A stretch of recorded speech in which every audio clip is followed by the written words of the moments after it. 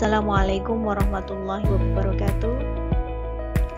Bertemu kembali dalam pembelajaran matematika kelas 12 IPA atau 12 MIA. Kali ini kita akan membahas tentang materi statistika untuk bagian ketiga. Bagian pertama dan kedua sudah saya sampaikan pada video sebelumnya. Materi statistika bagian ketiga ini adalah bagian terakhir dalam bab statistika. Yang nanti akan kita bahas adalah tentang ukuran penyebaran data. Data yang akan kita bahas nanti baik data tunggal maupun data berkelompok.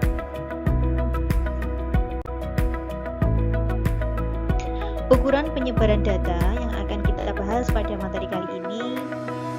Untuk data tunggal meliputi jangkauan antar kuartil, simpangan kuartil, simpangan rata-rata, ragam atau variansi, simpangan baku atau standar deviasi, dan yang terakhir adalah koefisien variasi.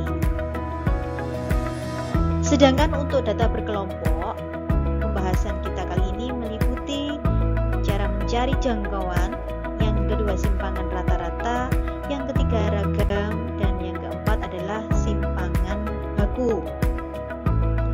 Mengapa pada data berkelompok untuk jangkauan antar kuartil, simpangan antar kuartil, dan koefisien variansi kita tidak bahas? Yang perlu kalian ketahui bahwa rumus mencari jangkauan antar kuartil, simpangan antar kuartil, dan koefisien variansi antara data tunggal dan data berkelompok adalah sama. Sehingga nanti untuk mencari poin kedua, poin ketiga, dan poin ketujuh pada data berkelompok ini, kalian nanti tinggal mencari kuartil data.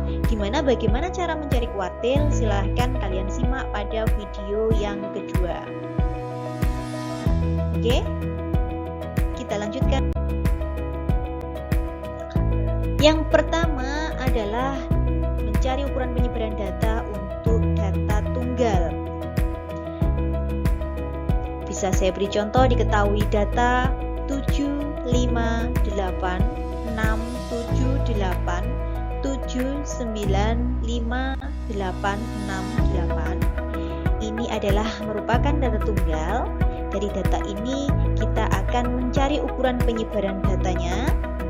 Tetapi sebelum kita melakukan perhitungan ukuran penyebaran datanya, lebih mudah kalau data itu kita urutkan dari yang terkecil, sehingga menjadi 5, 5, 6, 6, 7, 7, 7, 8, 8, 8, 8, 9.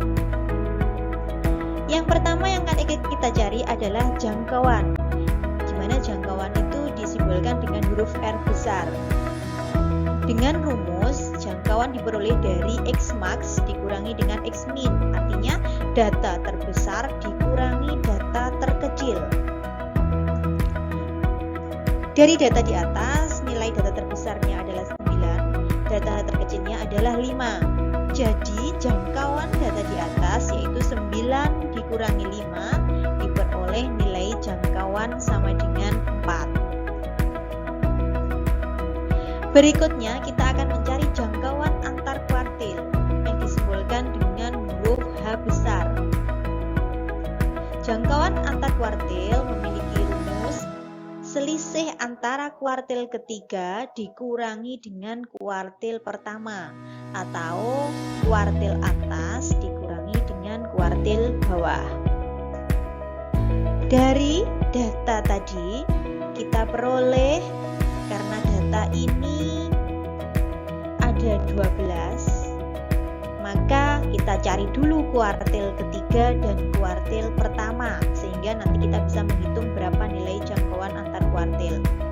Karena data ada 12, lebih mudahnya kita mencari kuartil yang kedua dulu. Nah, sehingga kalau data ini kita bagi menjadi 2, maka yang sebelah kiri ada 6 data, yang sebelah kanan juga ada 6 data. Ingat, pada saat kita mau mencari kuartil, data harus terurut dari kecil ke besar atau sebaliknya. Setelah kita bagi data menjadi 2, maka kita memperoleh posisi tengah-tengah data setelah data dibagi menjadi 2, yaitu ada di antara bilangan 7 dan 7. Ini disebut sebagai kuartil kedua, nilainya sama dengan 7. Kenapa 7? Ini diperoleh dari 7 ditambah 7 dibagi 2. Untuk bahasan lebih lengkapnya ada pada video yang kedua. Kemudian kita perhatikan data yang ada di sebelah kanan ini. Nah, data ini pun kita akan menjadi dibagi 2 lagi untuk mencari nilai kuartil ke-1. Sebelah kiri kita bagi menjadi 2, sehingga 5, 5, 6 ada di kiri, 6, 6, 7 ada di kanan. Sehingga data di antara 6 dan 6 ini adalah posisi kuartil pertama. Nilainya juga sama dengan 6. Selanjutnya kita harus lagi mencari kuartil ketiga, yaitu dengan membagi tadi yang sebelah kanan ini, kita akan mencari nilai kuartil ketiga. Kuartil ketiga kebetulan terletak pada posisi di antara bilangan 8 dan 8, sehingga kuartil ketiga diperoleh nilai sama dengan 8. Karena kuartil pertama, kuartil kedua, dan kuartil ketiga kita sudah peroleh, maka untuk menghitung jangkauan antar kuartil, selisih kuartil ketiga dikurangi kuartil pertama, yaitu 8 dikurangi 6 sama dengan 2. Sehingga jangkauan antar kuartilnya sama dengan 2. Yang ketiga yang akan kita cari adalah simpangan kuartil, di mana disimbolkan dengan huruf I besar, kemudian D di upperscript I seperti ini, D kecil. Dengan aturan simpangan kuartil itu adalah nilai setengah kali H atau setengah kali jangkauan antar kuartil. Jadi kalau kita mau mencari simpangan kuartil, otomatis kita harus tahu dulu berapa nilai jangkauan antar kuartil. Karena tadi kita sudah mencari kuartil pertama, kedua, ketiga dari data yang sama, maka diperoleh nilai simpangan kuartil itu sama dengan setengah kali 8 dikurangi 6. 8 dikurangi 6 itu sama dengan 2. Kita kalikan dengan setengah sama dengan 1. Sehingga simpangan kuartil sama dengan 1.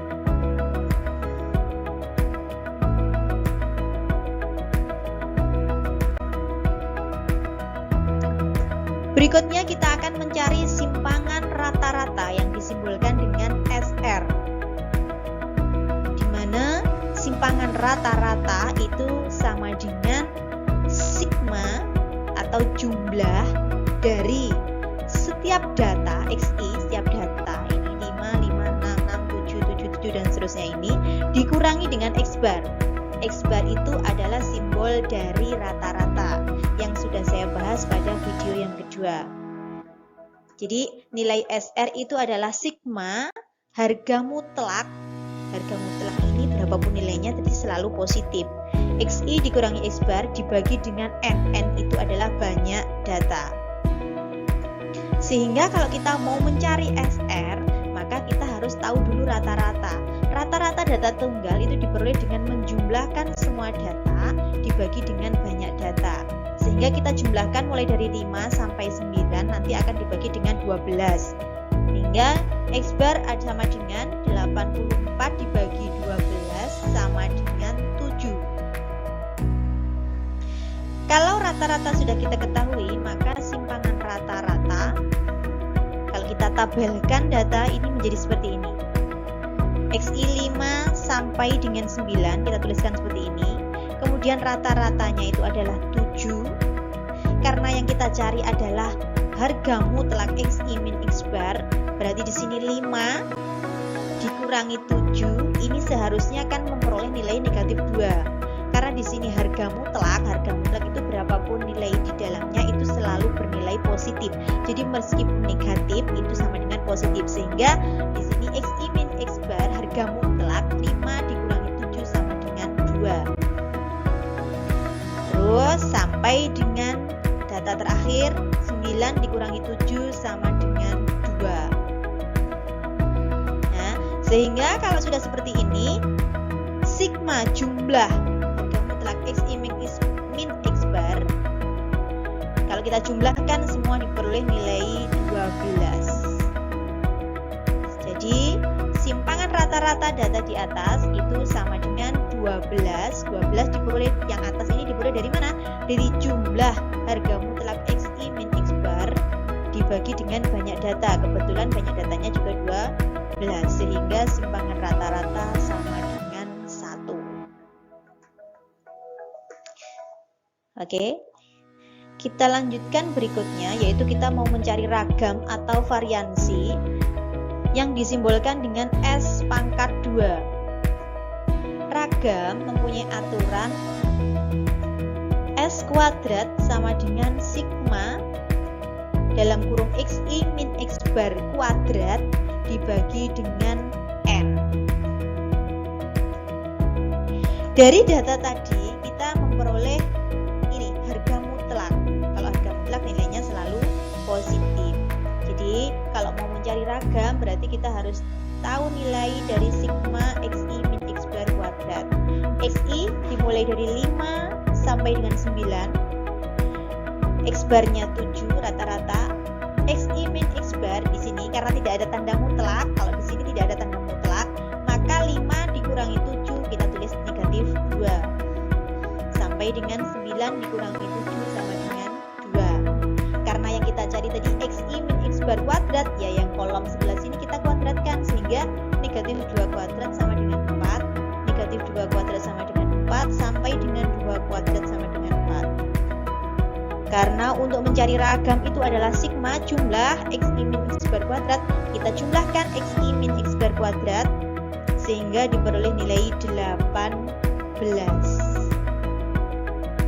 Karena kita sudah menemukan nilai 18 sehingga ragam tadi kan sigma I mulai dari 1 sampai dengan N XI min X bar kuadrat dibagi dengan N sehingga diperoleh nilai 18 dibagi 12 itu sama dengan 1,5. Jadi nilai ragam atau variansi dari data ini tadi sama dengan 1,5. Yang keenam itu adalah simpangan baku atau standar deviasi yang disimbolkan dengan S. S atau standar deviasi diperoleh dari akar variansi atau akar dari ragam.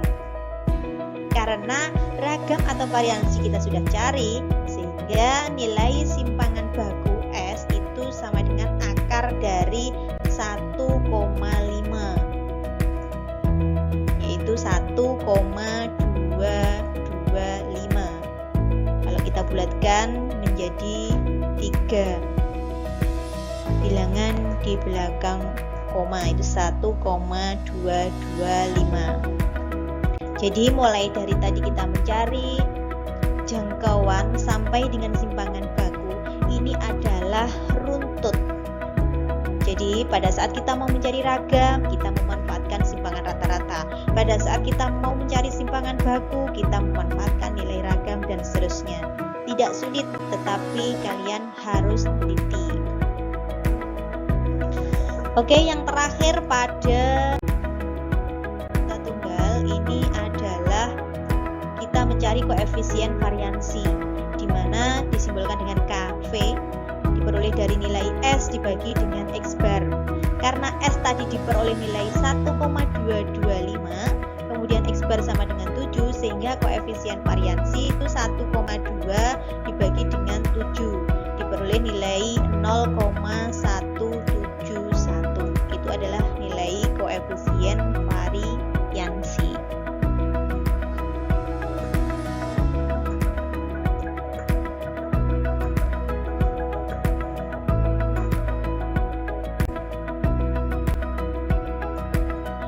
Oke, data tunggal selesai. Kita akan bahas berikutnya adalah data berkelompok.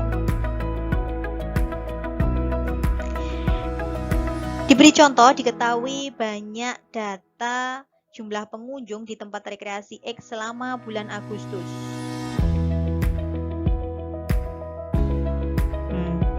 Berdasarkan rentang usia 14 sampai 18 ada 3 pengunjung, usia 19 sampai 23 ada 6 pengunjung. pengunjung sampai dengan usia 39 sampai 43 ada 6 pengunjung.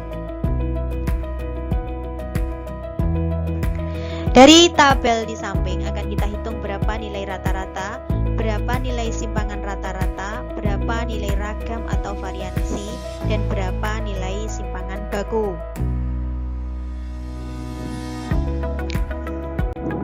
Untuk rata-rata, rumus rata-rata untuk data berkelompok, kita ingat-ingat lagi bahwa sigma I mulai 1 sampai dengan K, FI kali XI di mana nilai tengah dari kelas interval dibagi dengan sigma F. Yang kedua adalah simpangan rata-rata. Simpangan rata-rata dengan rumus seperti ini.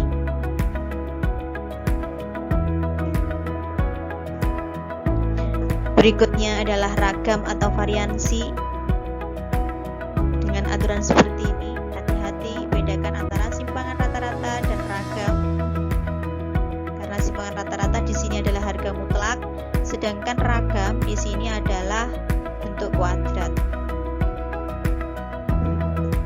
Kemudian simpangan baku diperoleh dari akar dari ragam atau variansi.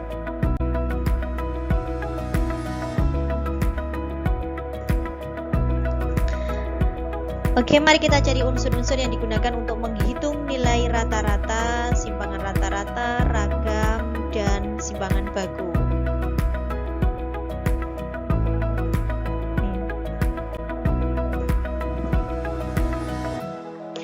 Dari tabel interval kelas usia interval kelas pertama itu adalah mulai dari 14 sampai 18. Sehingga diperoleh titik tengah adalah sama dengan 16. Kemudian interval kelas kedua itu adalah 19 sampai 23. Titik tengahnya adalah 21. Sampai dengan interval kelas terakhir itu rentang 39 sampai 43. Titik tengahnya adalah 41. Kemudian frekuensi kalau kita kalikan dengan titik tengah diperoleh nilai seperti ini. 48 yang pertama diperoleh dari 16 kali 3, 126 diperoleh dari 21 kali 6, sampai dengan 246 diperoleh dari 6 kali 41. Kalau kita jumlahkan frekuensi dikalikan dengan titik tengah tadi diperoleh nilai 870. Sehingga kita bisa mencari rata-rata, karena rata-rata tadi kan sigma FI dikalikan dengan XI, frekuensi dikalikan titik tengah dibagi dengan jumlah frekuensi. Jadi di sini nilainya. Sehingga rata-rata diperoleh nilai 870 dibagi dengan 30, rata-rata sama dengan 29.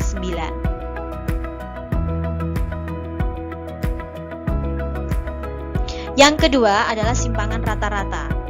Simpangan rata-rata di sini adalah frekuensi dikalikan dengan harga mutlak, titik tengah dikurangi dengan rata-rata dibagi dengan jumlah frekuensi.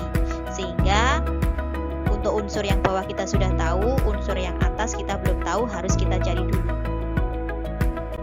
Kita cari dulu XI min X bar. Nah, di sini XI min X bar, titik tengah dibagi dengan rata-rata, titik tengahnya tadi 16, rata-ratanya 29, 16 dikurangi 29 negatif 13. 21 dikurangi 29 adalah negatif 8. Sampai dengan 41 dikurangi dengan 29 sama dengan 12. Ini masih nilai titik tengah dikurangi dengan rata-rata. Karena yang kita cari itu adalah harga mutlak, titik tengah dikurangi rata-rata, maka harga mutlak XI min X bar diperoleh nilai ini. Sehingga kalau sudah ada harga mutlak, meskipun nilai di dalamnya negatif sama dengan positif. Sehingga harga mutlak XI min X bar diperoleh seperti ini. Masih belum selesai, ini harus kita kalikan dulu dengan frekuensi. Sehingga diperoleh Frekuensi dikalikan harga mutlak X I min X bar ini yang pertama 39 diperoleh dari 13 kali 3. Berikutnya 48 diperoleh dari 8 kali 6 sampai dengan 72 diperoleh dari 12 kali 6. Kalau kita jumlahkan, frekuensi dikali harga mutlak X I min X bar ini diperoleh nilai 204. Sehingga unsur yang kita cari untuk mencari simpangan rata-rata kita sudah tahu, sehingga SR sama dengan 204 dibagi 30, simpangan rata-rata sama dengan 6,8.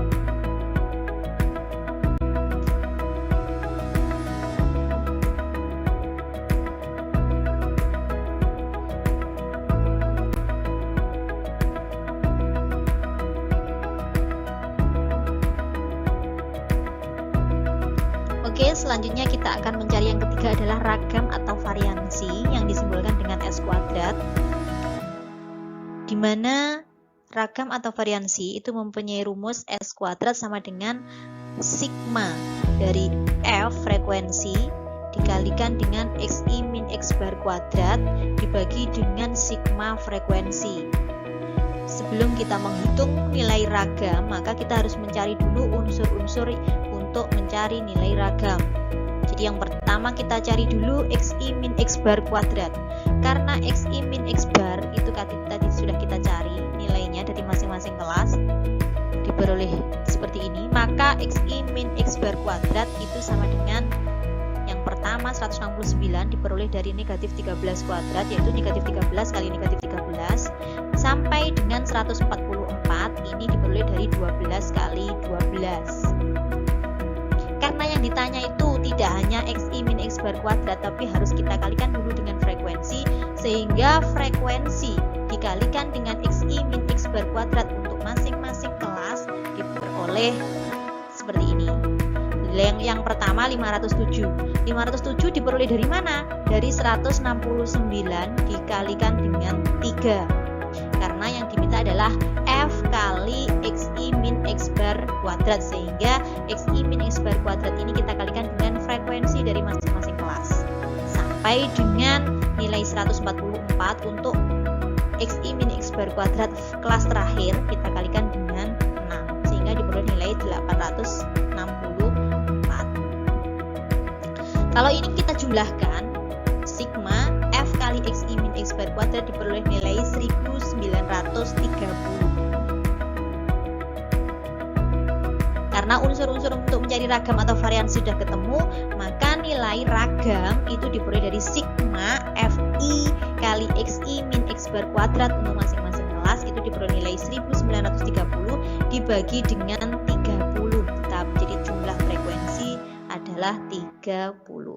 Sehingga diperoleh nilai 64,33.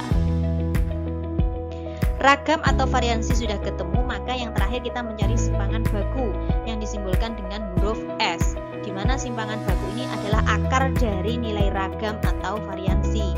Karena nilai ragam atau variansi ini sudah ketemu 64,33, sehingga simpangan bakunya adalah akar dari 64,33, yaitu 8,02.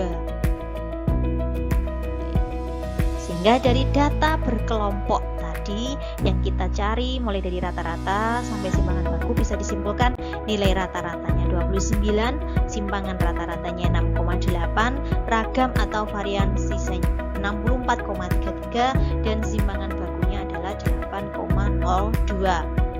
Sedangkan untuk jangkauan antar kuartil, simpangan kuartil, dan koefisien variansi, silahkan dicoba untuk mencari sendiri-sendiri dengan rumus antara data tunggal dan data berkelompok adalah sama. Jika kalian lupa bagaimana cara mencari kuartil untuk data berkelompok, silahkan disimak video yang kedua. Oke. Mudah-mudahan dengan pembelajaran hari ini saya ucapkan terima kasih dan saya akhiri. Wassalamualaikum warahmatullahi wabarakatuh.